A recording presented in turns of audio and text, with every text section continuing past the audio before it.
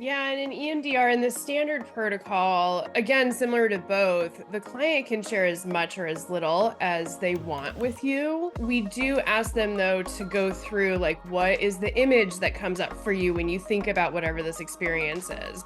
What are some thoughts that go along with it? Emotions, physical sensations. So, in that phase 3 is what we would refer to it as in EMDR. We are turning on the neural network. Welcome to the Colleague Down the Hall podcast. This episode is sponsored by the Collab Oasis Clinical Consultation Groups. Hi, I'm Janine Wolf, and I'm your colleague down the hall. I have a passion for helping fellow therapists get the clinical and collegial support we all need to do this work. And wow, it just keeps getting harder every day. I'm the founder and facilitator of the Collab Oasis Clinical Consultation Groups. I have been a social worker for almost 30 years, and I own a successful solo online private practice. More of us than ever are practicing in solo or online practices, and we all need colleagues to process cases with, commiserate with on those really hard days, and also to celebrate our successes with. In this podcast, I'll bring you insights about trends and changes in our field and sit down with amazing therapists who are doing amazing work. We'll discuss fictionalized cases, ways to practice sustainably, and of course, there will be plenty of laughing. I love laughing with friends. I'm so glad to have you as one of my colleagues down the hall.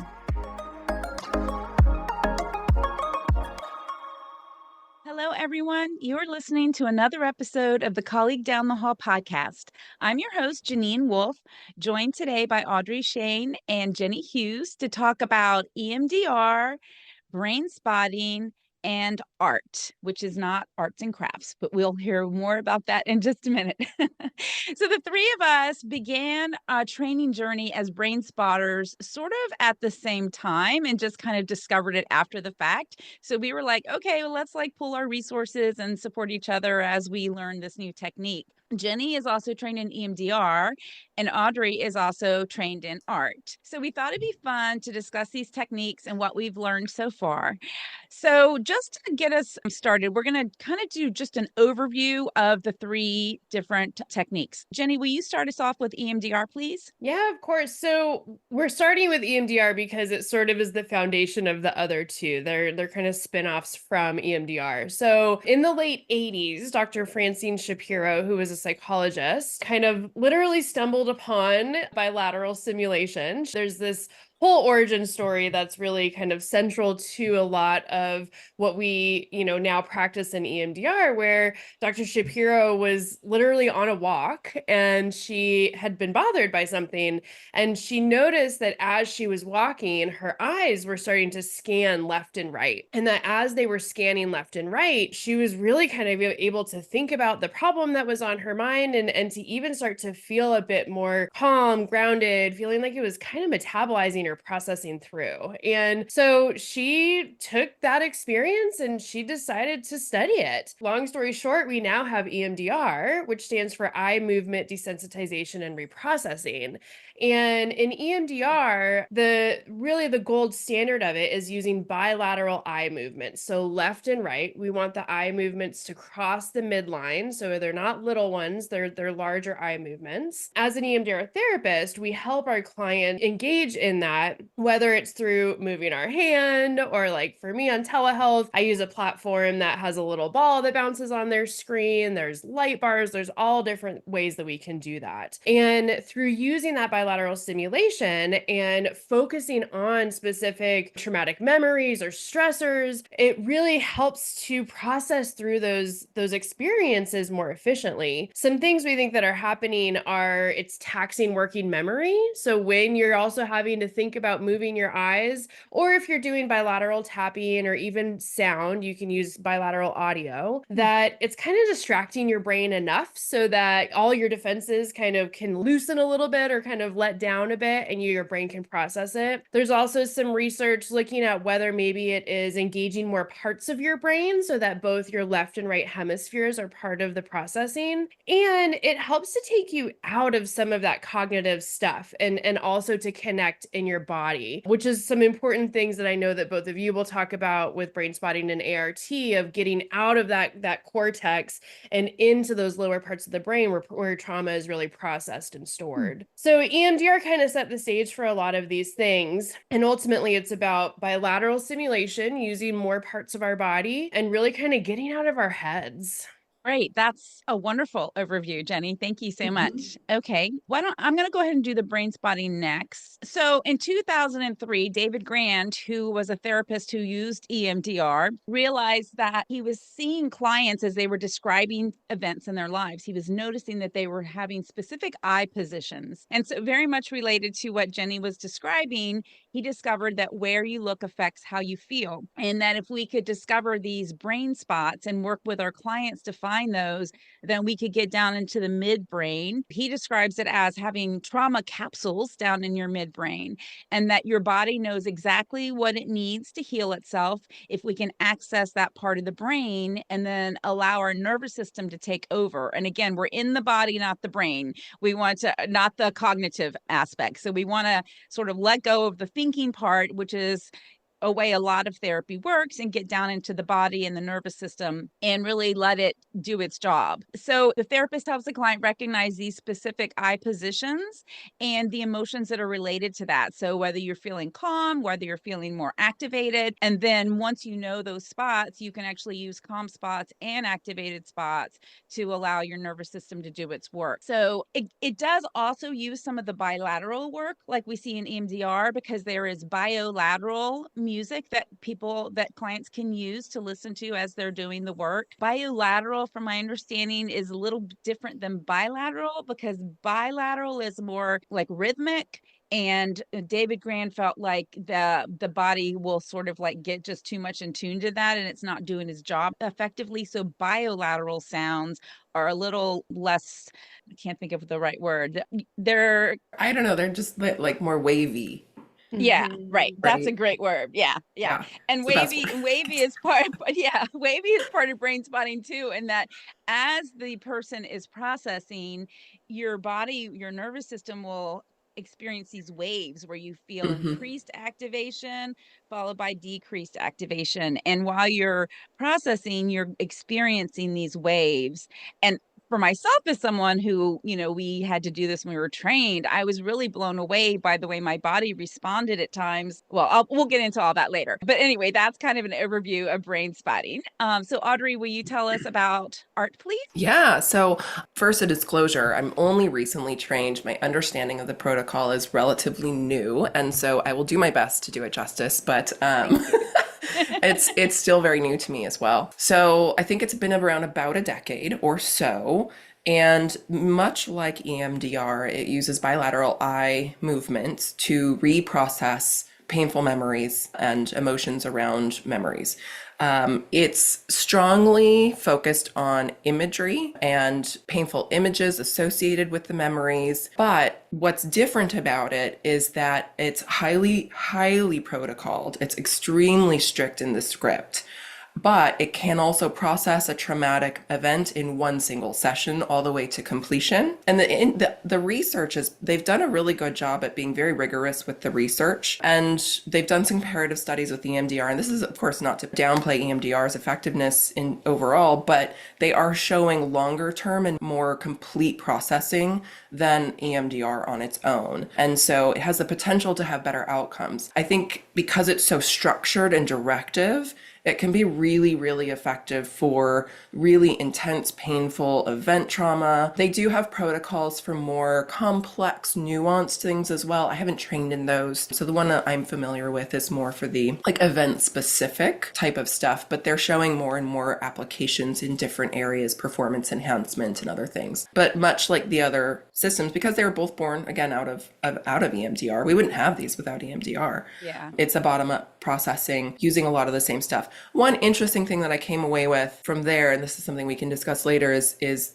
they've done research on either eye movement, tapping, or audio. So far, the research that they've done shows that eye movement is superior, tapping is a close second, and audio actually is almost no effect compared to just listening to music by itself. So that was something that I found really interesting, which is a little counter to my experience in brain spotting with the bilateral audio, but I've of course never done EMDR with the bilateral.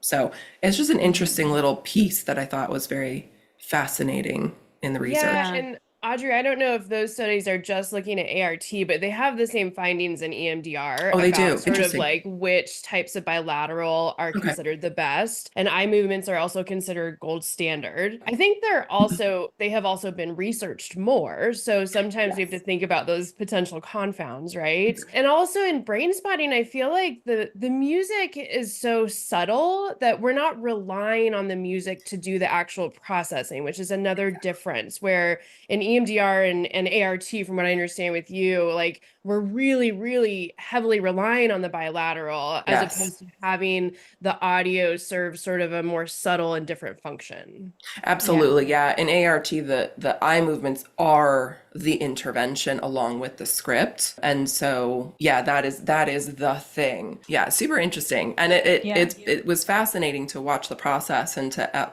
be trained in both and to both brain spotting and ART and be able to see like I see how they're similar and I also see how they're different and how they produce the same outcome just very differently.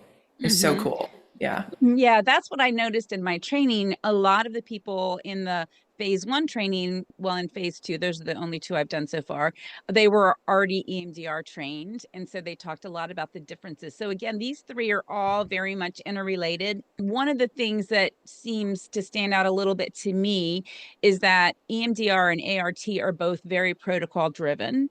They have Mhm. very specific steps. Whereas in brain spotting, and, with my ADHD brain, this is lovely for me. We don't have protocols, we have setups, which are like starting points for getting the client to find the right spots. And then we're really encouraged to just go with our intuition and our Mhm. experience and guide the client.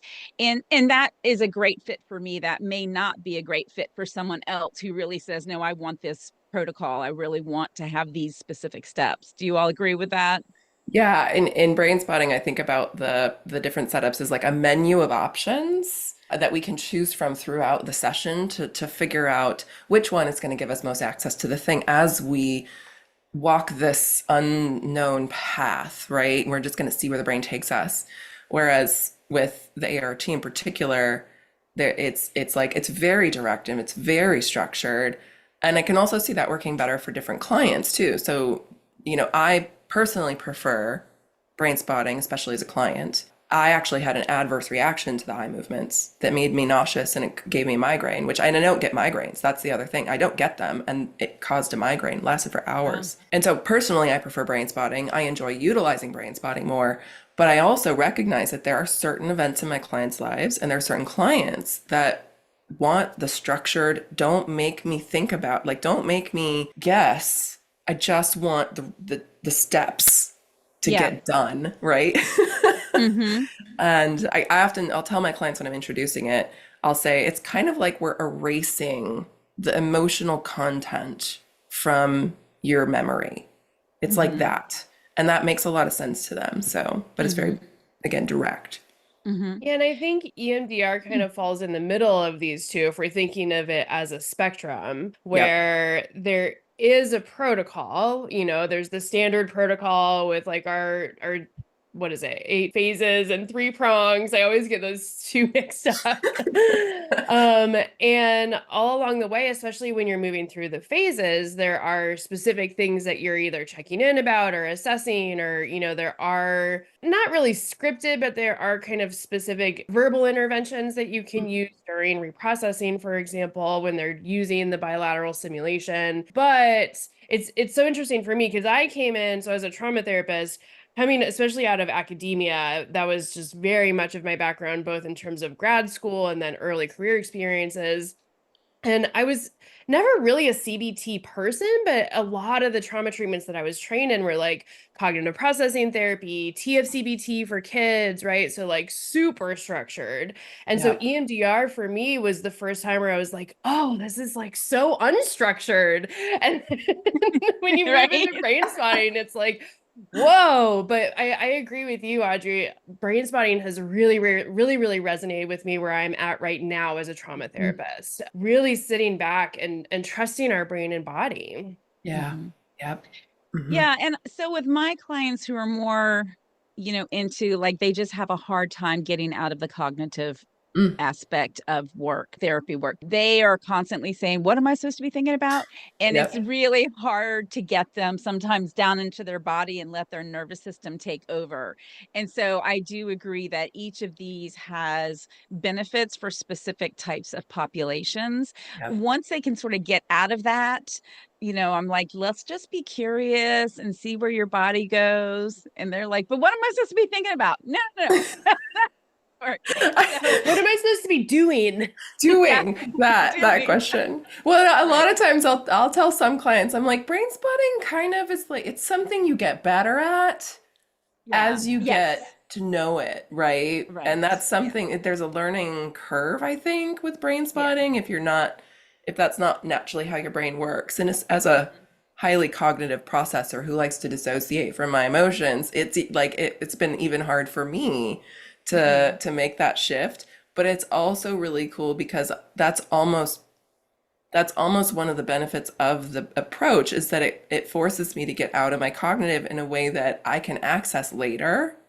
Mhm. Whereas with the more structured approach of ART, like it's so structured that the client doesn't have to think or, they're checking in with their Mhm. body, but it's very like, okay, now we're doing this, now we're doing that, now we're doing that. They don't have to wonder what they're doing. Yeah. And whereas with the brain spotting, I find that it helps me drop out of my cognitive even outside of doing it as a therapy. Right. Yeah. Right. So in general, you feel like you've had positive improvements in your life by learning that.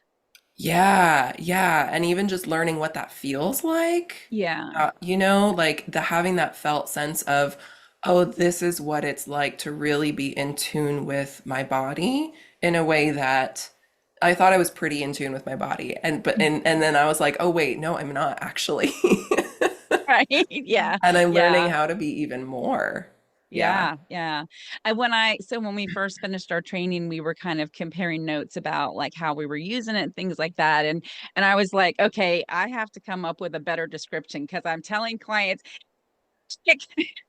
Right, like magic. very professional. I need to figure out a better way to describe this because that's what it felt like to me when I Yeah. did the first session. Like all of a sudden, my body is like doing these things that were not typical reactions for me. Like I was getting a pain in this, not terrible pain, but pain in this part of my back that was not like I was thinking like the usual things you're going to feel those, but it was very different. And Hmm. that actually is very helpful to get down into your body as well because you're being very curious like why is my back hurting all of a sudden? That's interesting. And Yep. again, they say try not to judge it, just try to go with it. But it was so interesting. And I imagine with EMDR and ART both, you did sessions during your training, so you got to Hmm. experience them as clients as well. Yeah. Yeah. Yeah. Definitely. Yeah. Yeah. And So that's a were there any unique insights? Yeah. approach to each of these as well, because like when you go and learn cognitive processing therapy, you're not doing that. Like you are role playing to learn the skills as the therapist, but you're not actually bringing up your own real content. Oh, yeah. And I get why that's done, but I also think it's so powerful in each of these models that we're really working with our own content. We're not making things up or pretending like we're one of our clients. Like we're really working with our own stuff. And Yeah. so it gives you such a powerful experience, and being able to share that with your clients is helpful too, for them to know like I have done this. I've been on the client receiving end of it. So I know it's weird, or I know this feels different and it feels Right. scary, and we're working on building trust with this model. And so it can really be helpful for clients to know that too. Mhm. Yeah, you can't, I'm trying to think about it. Like, you can't practice these strategies without real content. Like, it's not possible to Mm-mm. Yeah. actually practice them without real content. And so Yeah. you Hmm. end up having to process your own stuff, Yep. Yeah. you know? Yeah. So another thing that I want us to kind of talk about, and we've just discussed this among the three of us, is about the visual part of each of these techniques. Hmm. So I am someone who has aphantasia, which is a visual processing disorder, which means I cannot create images in my mind. So if you tell me to imagine a red apple, I cannot see a red apple. And it sounds weird, but I can feel a red apple. Hmm. So it's very different. And so one of the things that we the three of us kind of each discovered early on was that there were times where the client couldn't see us, or for my own experience, I actually ended up closing my eyes during most of one of my sessions. And so the visual part sort of is important, but not really important, because your body, like the eye positioning, can happen even if you're not having your eyes open or if you have very low visual abilities. Yep. Yeah, Yeah, I I had a similar, remember. So, I was gonna say, I had a similar experience during one of my practicum sessions. It was one of my most powerful, is my eyes were pretty much closed the whole time. And I was still keeping, this was in brain spotting, I was still keeping my eyes at the fixed location, Mhm. but my eyes were closed pretty much the entire time. And so it's not so much about our ability to see Right. as it is about our eyes' movement and position. I know, Jenny, you had an experience that was pretty cool with yeah, this too. well, right after my phase 1 for brain spotting, like literally the day after I got back from training, one of my clients is legally blind. So, as a result of a really, really horrific car accident, so not born that way, and has Mm. become blind as an adult. And we've worked on a number of different things. And in that, on that Monday, right after coming back from the training, Oh my so a new trauma was brought up. And not only is this person blind, but they didn't have assistance getting on the telehealth call. And so for some reason the camera wasn't the front facing camera but the back facing camera, and I was like, let's try brain spotting. And so with this blind person, and I'm like staring at their bedroom wall, not at the Wow. client, we were able to use brain spotting, right? And to really, really help with this recent thing that happened. And so literally like vision, but then also, our ability to visualize. That's Right. not a requirement of something like brain spotting, which I think is really, really cool. Yeah. Yeah, and we've talked a bit about this offline about ART's protocols and that the language is highly imagery based. And so it can be challenging if you're using the very strict script about that. But there's ways to modify the language to have it be like walk yourself through or imagine or, take yourself through. And so instead of using like see yourself, there's different ways to use the language where it's like you're going to process it and how are your brain, the way that your brain processes it, instead of really focusing on the visual aspect of it. Like it can Mhm. still work with slight modifications in the actual wording. Yeah. And so, as a neurodivergent person, I am just going to throw this out there for therapists who might be listening, that we are taught techniques like guided visualizations and meditations and things like that. And we're not really taught that there are some people who can't do that. And so, you only have ever lived in your own brain. So, you don't know if your brain is different from others until something happens to make you realize that. And that for me was my son going through some testing. And then I was like, oh, I also have ADHD and a visual processing disorder. Well, now I have to redefine my entire life. And I was in my 40s. But what I like for therapists to understand is that it's helpful to ask people. And if they've never been diagnosed, they may not understand the question. But you might want to say, like, close your eyes and tell me, can you see a red apple in your mind? Because if you are trying to guide them through these experiences and they can't do this, you are pushing a big shame button that you have no idea is happening. And so it's just my little public service announcement here that therapists should be more aware of this, because we have a lot of techniques that we're taught early on in grad school that have visual components to Yep. them. And as we learn more about neurodivergent brains, I think it's important to start learning to embrace some of these other aspects as well. Yeah. Oh, that makes me think too of some of the other considerations for neurodivergencies, right? That like in ART, we had a conversation about that in the basic training, and that depending on the neurodivergence or the age of the person, that the exact number of eye movements might need to be varied because the way that the brain processes that or the fatigue that might occur. And so, there's variances or there's adjustments that you can make if you're watching and keeping an eye on the client's response to how the brain might be accessing it. Or if, again, like for me, I had the adverse reaction to the eye movements and they were really hard on me. And so being able to switch and know that about your client, that there's not something wrong with them or the protocol, it's that you need to make an adjustment and go maybe to the bilateral tapping or something like that. And so keeping an eye on what our clients are responding to or what they need is important there. Excuse me, I have a frog in my throat today.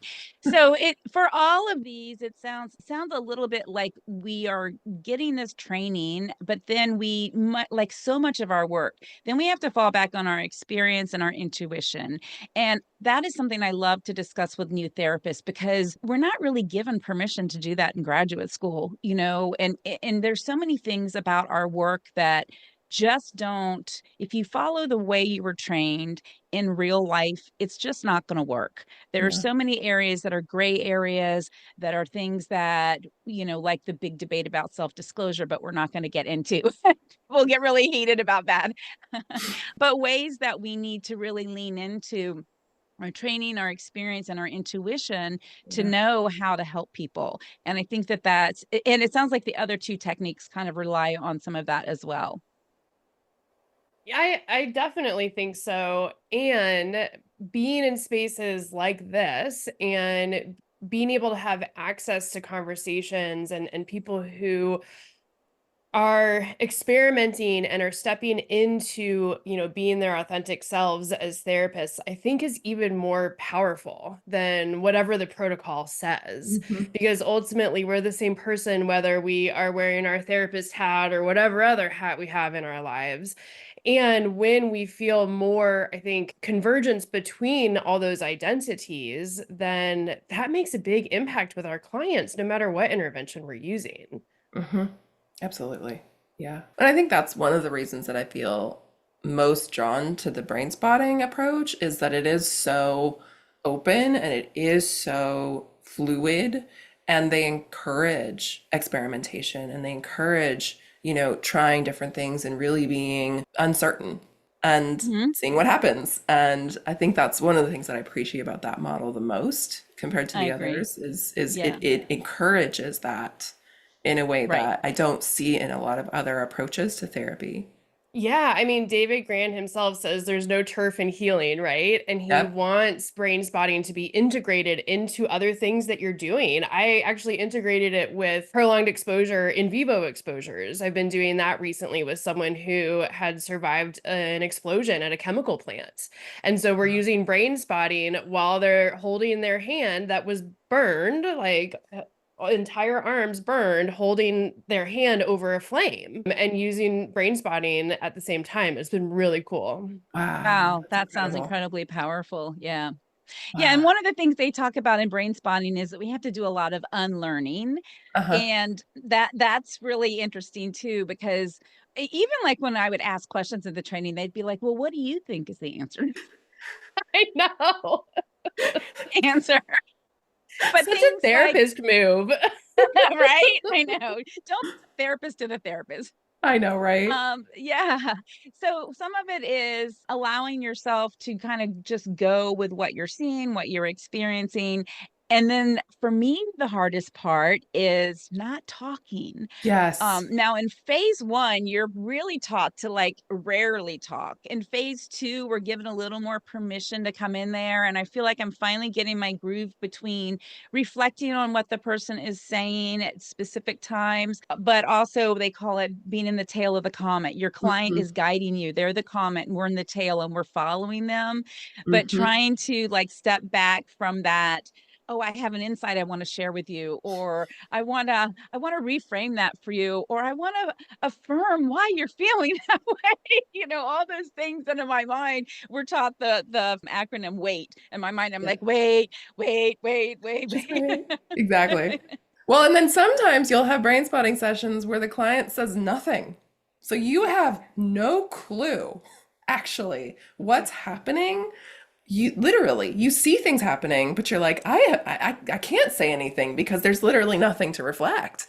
Yeah. And so you You you had like a 3 hour long experience, right? yes, and very little was said, and there would be moments where I would get a little here or a little there, or I would just check in to make sure we were still going where we needed to go, or dissociation hadn't taken over. And so, because that's when you can kind of give offer options from the menu to get access back, right? But like apart from that, I actually had very little understanding of what was happening until we stopped, and then my client was able to give me some information about what was happening inside of them. And so there was nothing for me to do but Yeah. be the container and offer menu items Right. along the Yeah. way. That was it. So Yeah, the it, attunement is the big thing for all three of these. Being there yes, to hold space, to witness, to be present with what they're experiencing.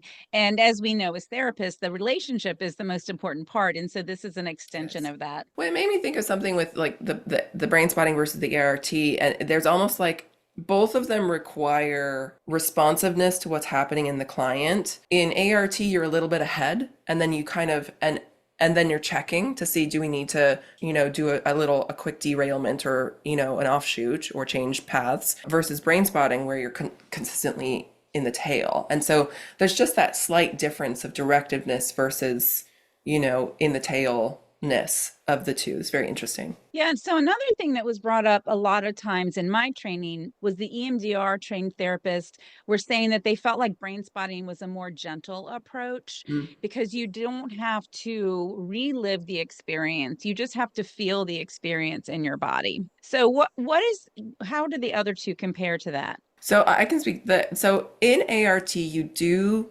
have to walk yourself through the event in your mind. You don't have to speak at all. And so it does require that, but it's only hard once. And I think Mhm. that's the piece that's the selling point for that, is that it's only hard once, and that might only be for 5 to 8 minutes, Okay, maybe that's good to 10. know.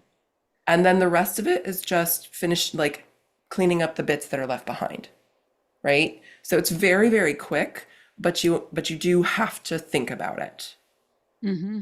Yeah, and in EMDR, in the standard protocol, again, similar to both, the client can share as much or as little as they want with you. We do ask them, though, to go through like, what is the image that comes up for you when you think about whatever this experience is? What are some thoughts that go along with it? Emotions, physical sensations. So, in that phase 3 is what we would like refer to it as in EMDR. We are turning on the neural network, because that's a Mm-hmm. big thing in EMDR is we're accessing the neural network. We're helping to really kind of do a lot of rewiring. So we're turning on the neural network so that when we add the bilateral simulation, it's already like really front of mind for the client as that they go into the reprocessing. But it can be as much or as little as they want to share. And, when I got trained in EMDR, my first reaction was like, oh my God, this is so much more humane than like prolonged exposure, or even Right. Yeah. like cognitive processing therapy. And so again, it just is all on a continuum. But different things are helpful for different people. And I've Yeah. had a lot of not a lot, but I've had a number of clients who started EMDR with me. This hasn't happened yet with brain spotting, but they started EMDR with me. They were feeling kind of frustrated and they wanted to switch to cognitive processing therapy because they wanted more of that structure because they felt EMDR was not structured enough. And then we were able to move back into EMDR and more of that bottom up body based stuff. And so being able for myself to move through a lot of different models is so helpful, especially because all I do is trauma work. And so knowing that I can pull from a lot of different things to support clients depending on what they're showing up with. Yeah, that Yeah. makes sense. And I think this whole discussion is just really highlighting the fact that I think most therapists don't use one particular modality all of the time. With humans, you have to be able to, take a detour, take it, go off on this tangent and try different things. And so, when we are doing like advertising and directories and things like that, they always want us to tell like, what is the modality that you use? And it's like, at this point in my career, I don't even know that I can name a specific modality. Like brain spotting, obviously I've just learned that and it's really specific, but I'm like, it's just really eclectic at this point. Mm-hmm. Mm-hmm. Exactly. Okay, so is there anything either of you want to share about either EMDR or art? Anything else that came to mind or that you thought about?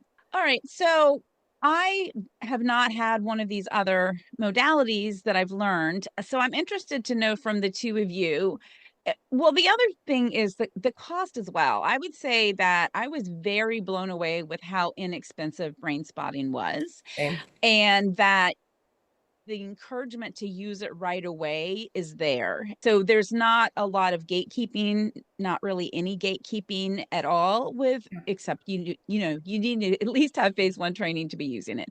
But they want you to just kind of go with it. And so it's very accessible. So from Mhm. my perspective, brain spotting was like, that's something, because with newer therapists especially, or someone who's in a new private practice, they don't have the money to go through all the certifications, and some of the modalities are really specific about, you can only train with certain people, you can only, well, and that's true of brain spotting as well, you have to have somebody who is trained to train.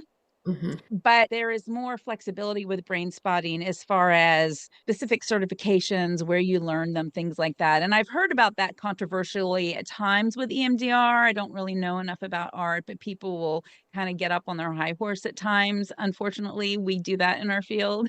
Mhm. Mhm. So what are your thoughts, first of all, about accessibility for the different techniques, but also what you would recommend, having done these different ones, to someone who's like, okay, I want to learn more about one of these modalities. Where should I start?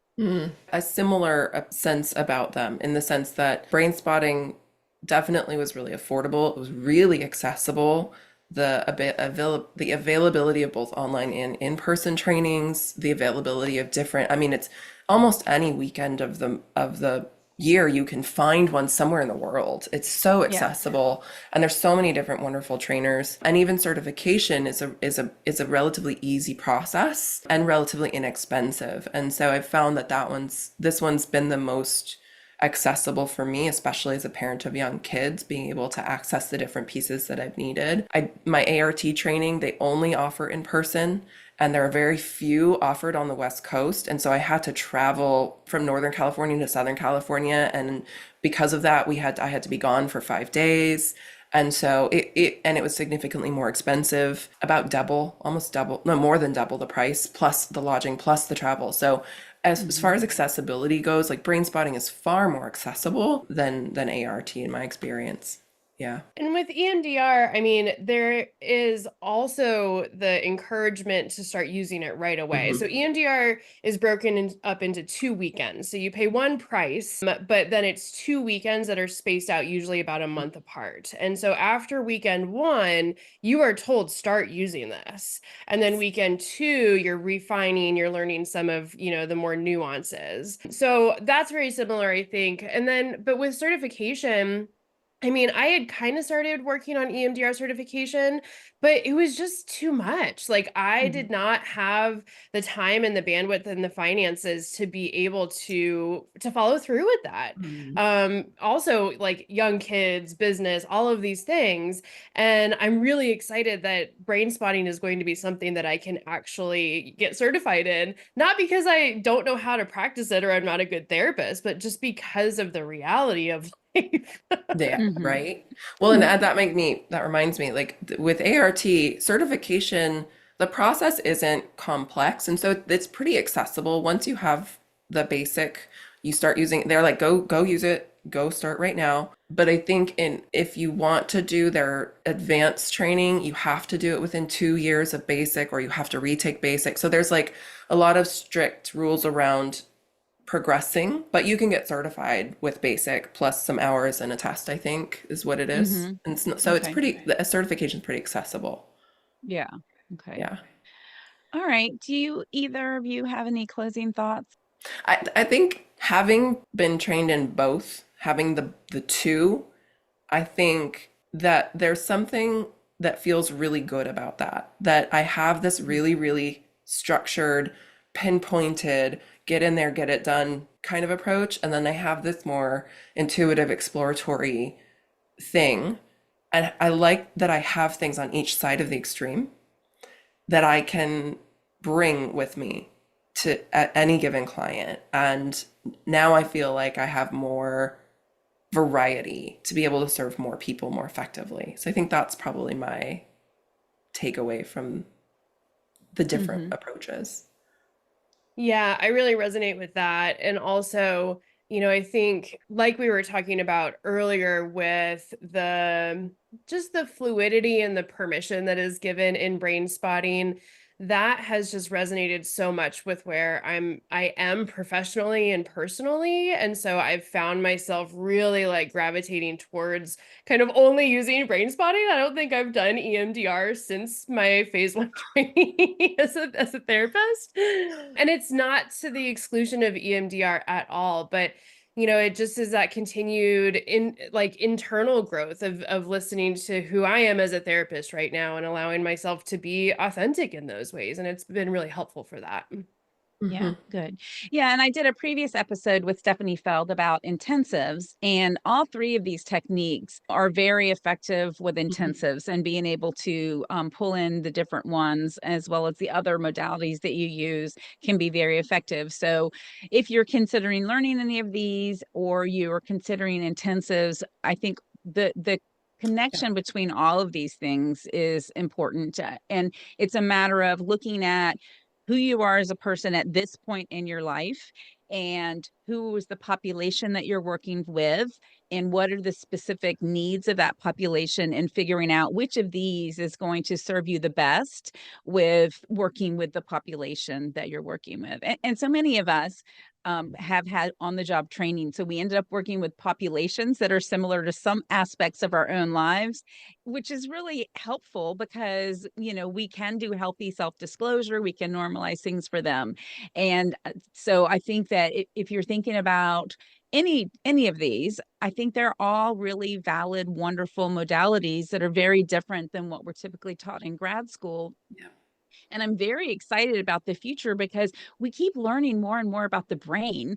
And I was in a consultation recently with a group of brain spotters, and she's like, well, this is what we know about the brain today. And I Yeah. loved that because I was like, yeah, because we're probably going to learn something cooler about the brain next year or the year after, right? Or Yep. tomorrow. Or tomorrow. Yeah, exactly. Right? Yeah.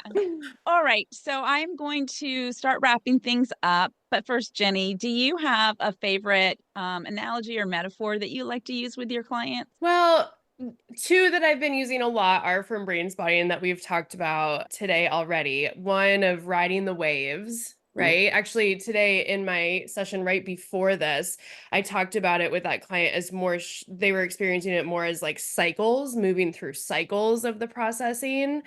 And then for me, the comment one of brain spotting, just as the therapist, is so helpful. Of like when I want to say something or step in, I'm like, wait, where's the head of the comet? Am I in the tail? Right. Yeah. Yeah. Yeah. Okay. How about you, Audrey? Oh, so one of the ones that comes up so often is the difference between pain and suffering. Pain is necessary and suffering is optional.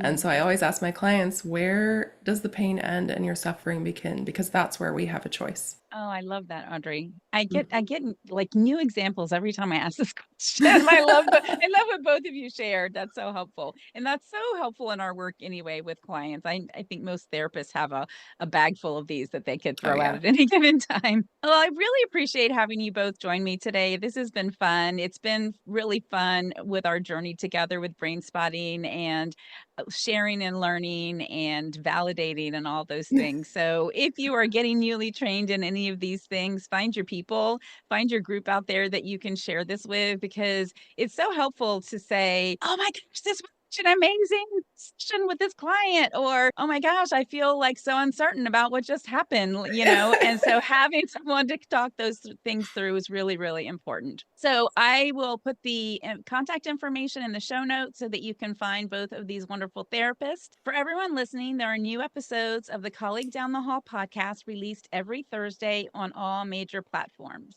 Please remember, our work is hard, but it doesn't have to be lonely. Thank you so much for listening to the Colleague Down the Hall podcast. For show notes, links, and downloads, head over to colleaguedownthehall.com, where you'll be able to learn more about getting the clinical support you need and resources to help you work in a supported, sustainable way. If you've enjoyed this episode, please share with your therapy friends and colleagues. Subscribe to the podcast, and if you love this episode, please leave a review.